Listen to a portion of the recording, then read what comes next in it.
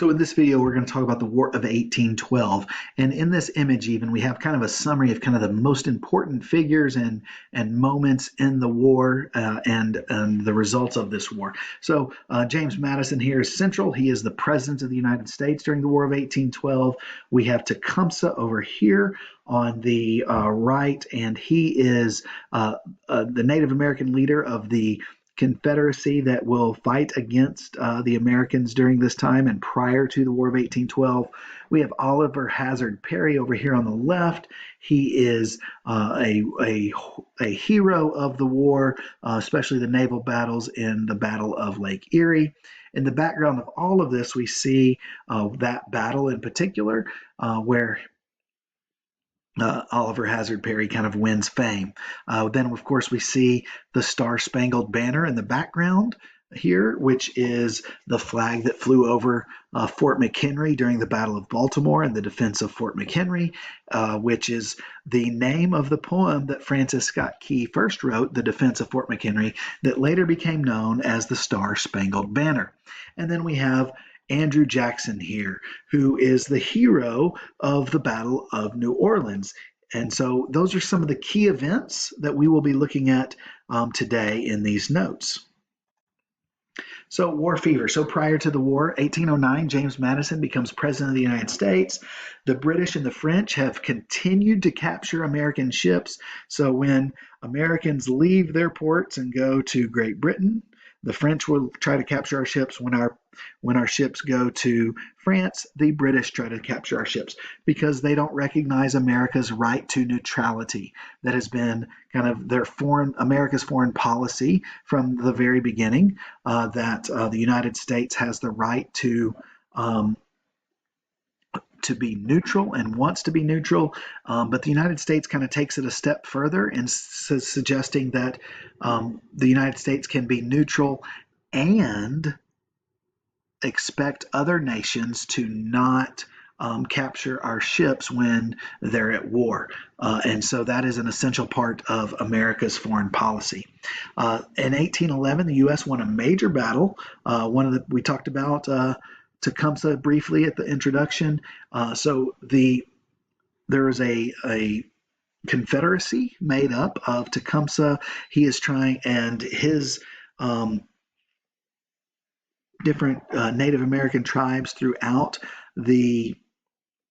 what is at this time the western United States, Indiana, Kentucky, on down into Alabama. They're trying to gain a confederacy, a large-scale confederacy that will fight against and join together to fight against the Americans, because the Native Americans, one of their big problems is they have ongoing is that one tribe will fight America, and another tribe will fight them, but they don't fight on the same side against the Americans as a united front.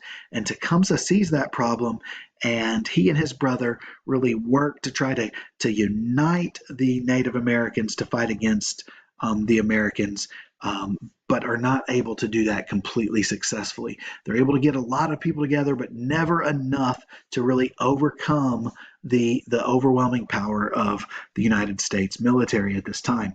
Even though they have many successful battles, ultimately the Battle of Tippecanoe is a major defeat for the Native Americans, and primarily it's a defeat. Part of what makes it a defeat likely is that Tecumseh is not actually there. His brother Tenskwatawa is there, and he is pushing the fight, and he is not perhaps as good a military leader as Tecumseh, and Tecumseh is off trying to gather more support when this battle happens and the Native Americans lose. They will recover and join with the British in 1812 when the United States declares war on Great Britain in 1812. But this is leading up to that time. The British at this point are already one of the reasons why Americans are ready to go to war with Great Britain is they really believe that the British are encouraging the Native Americans to press the fight against the Americans, which to a certain extent was probably true. So, as a result, the Native Americans decided to join forces with the British in the War of 1812. And so, this is kind of the things that are going on: American shipping, Native Americans attacking in the West, and this leads to what is known as war fever. And this war fever is particularly stoked by this group of people known as the Warhawks, led by Henry Clay and John C. Calhoun. They are prepared. They want to go to war. They're wanting to defeat the Native Americans, get control of Western lands. They hope that the British will stop attacking our shipping. And finally, they expect to be able to take Canada and gain control of Canada and make that part of the American empire as well. Part of that effort is to increase the size of the American army. And so Congress quadruples the size of the army. And in 1812, after some serious continued attacking of American shipping, including some actual American Navy vessels, the United States declined, and James Madison decide to declare war on Great Britain. They are somewhat taken off guard by this. They don't necessarily expect this, especially since they are in a heated battle with Napoleon for kind of who will be in control of Europe. Napoleon is kind of marching through Europe and taking over much of Europe, and Great Britain is standing against that, and they don't really have the time, money, or energy to put forth towards fighting another war with the Americans. So they are taken off guard by this. Unfortunately for the British and unfortunately for the Americans, even though they declare war, aren't really prepared for the war either. So, American forces tried to invade Canada, but they failed time and time again. The War of 1812 is really seen as a war of pride for the Canadian people, where they really show, hey, that we are our own. We are not destined to be part of the United States, and that they wanted to remain where they were. And really, it remains today a point of pride that when the United States invaded Canada, that Canada was successful. In retaliation for this, now Canada at this time is still part of Great Britain.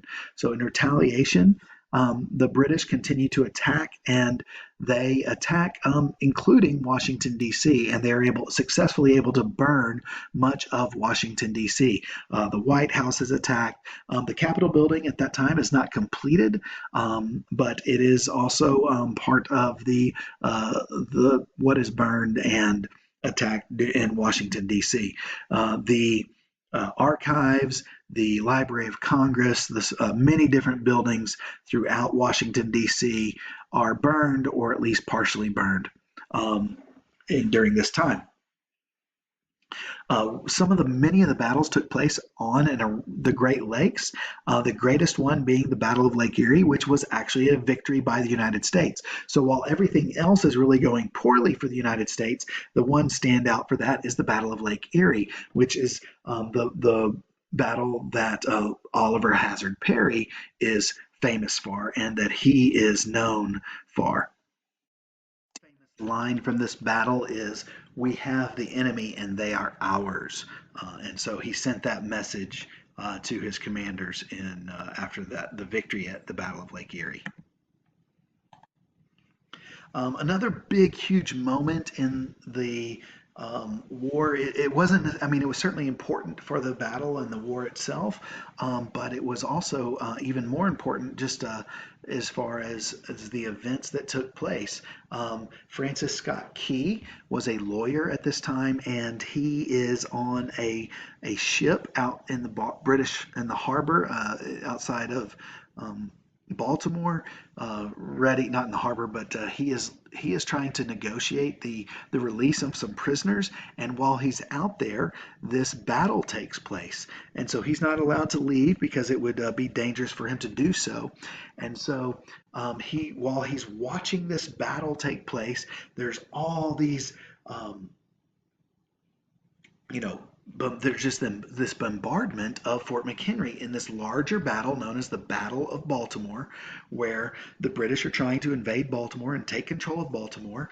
And to do that, they really need to take out Fort McHenry. And so he's watching this, he's watching the bombardment, he's seeing rockets explode in the air, and he's seeing all this, and he can see the flag during the night, and he's trying to see, does the flag stay up? And during this time, he writes this famous poem that at that time he called the Defense of Fort McHenry, and that we today call the Star-Spangled Banner, which is now our national anthem. And so the Star-Spangled Banner was written during this time. In the War of 1812, and it was written about the defense of Fort McHenry, which is part of the greater battle of the Battle for Baltimore. Ultimately, there's a lot of defeats that actually happen, but the war does eventually end, and in 1814, the Treaty of Ghent is signed. There's no boundaries that are changed. The British agreed to stop seizing American ships. But here's the deal.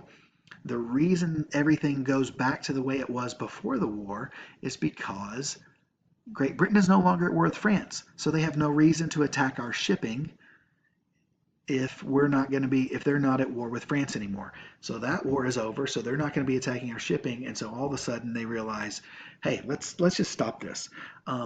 But the Battle of New Orleans hasn't even happened yet. Andrew Jackson had not heard that the war had ended. The British soldiers that are attacking New Orleans haven't heard that it's ended.